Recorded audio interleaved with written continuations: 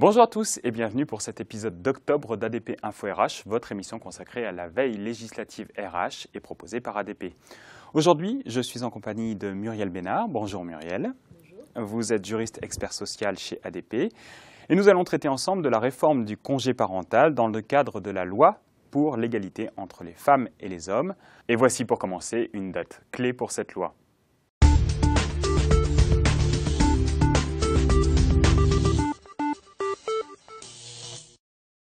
Le Conseil des ministres a adopté le projet de loi pour l'égalité entre les femmes et les hommes le 3 juillet 2013. Ce projet est le premier à aborder l'égalité femmes-hommes de façon transversale. Cela signifie qu'il étudie les différents impacts en matière RH, sociale pour le salarié et financière pour l'employeur. La mesure phare du texte est la réforme du congé parental, c'est celle que nous allons aborder aujourd'hui, et plus particulièrement l'indemnisation de ce congé auprès des familles. Commençons d'abord par le contenu de cette loi.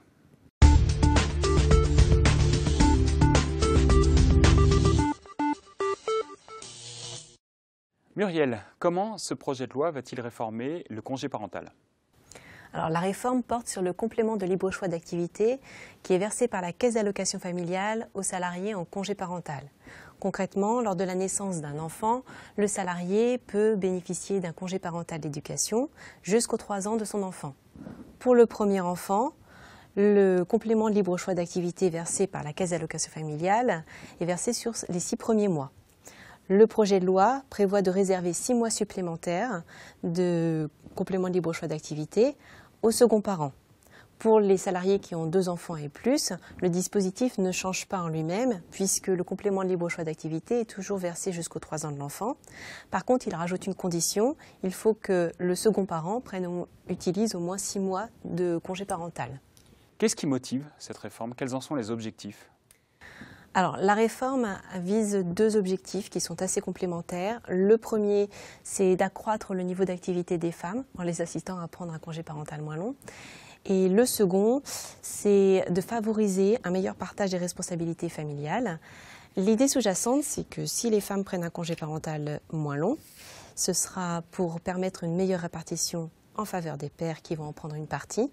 À ce titre, la ministre s'est donné comme ambition 100 000 pères en congé parental d'ici 2017.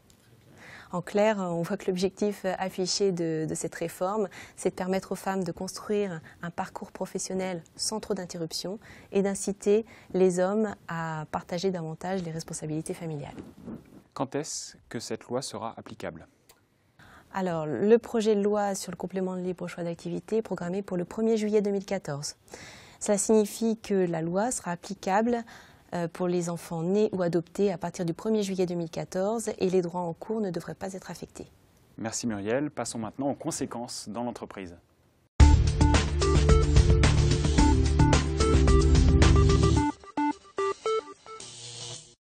Muriel, nous venons de voir que d'un point de vue législatif, cette réforme du congé parental concerne essentiellement les prestations versées par la Caisse d'allocation familiale. Est-ce que les entreprises sont également impactées ? En effet, le projet de loi traite essentiellement des modalités de versement des prestations servies par la CAF. Cela dit, des conséquences en matière de gestion des congés vont probablement impacter les entreprises. Les hommes devraient être plus nombreux à demander un congé parental d'au moins 6 mois. Et de plus, pour les couples qui sont dans la même entreprise, l'employeur devra faire face à la gestion des absences potentielles de salariés. Les entreprises ont-elles intérêt à anticiper ce phénomène? Pourquoi ne pas mettre en place une gestion collective des dossiers afin de faciliter la transmission des informations en cas notamment de longue absence? À mon sens, il n'est pas nécessaire de réformer les pratiques organisationnelles des entreprises. Il n'est pas certain que tous les hommes demandent à bénéficier de ce congé parental supplémentaire. Du coup, dans les entreprises, les changements ne seraient pas forcément de grande ampleur, en tout cas dans l'immédiat. D'un point de vue financier et de façon générale, les hommes gagnent un peu plus que les femmes. Du coup, le couple n'a pas intérêt à ce que les pères prennent ce congé parental. Et au-delà des considérations financières, pour les hommes qui ont des postes stratégiques dans l'entreprise, c'est peut-être difficile de s'absenter pendant 6 mois. Ils seront peut-être du coup réticents à prendre ce congé parental supplémentaire. On voit bien qu'en fait, cette réforme, pour qu'elle soit réellement effective, il faut qu'il y ait un changement des mentalités au préalable. D'autres équilibres à trouver ailleurs. Tout à fait. Nous allons maintenant répondre à la question d'un internaute.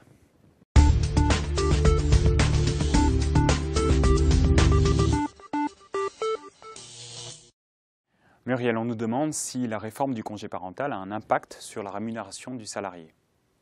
Il n'y a pas de nouveauté sur ce sujet. C'est-à-dire que le dispositif qui était en vigueur avant la réforme restera en vigueur après cette réforme, à savoir, comme on vient justement de le voir, que les salariés en congé parental vont bénéficier du complément de libre choix d'activité versé par la CAF. Au niveau du Code du travail, la loi n'impose pas de complément. Du coup, si le salarié bénéficie d'un complément, c'est qu'il est prévu soit par la convention collective, un usage, ou encore le contrat de travail du salarié qui le prévoit expressément. Merci beaucoup Muriel, on se retrouve pour l'édition de novembre.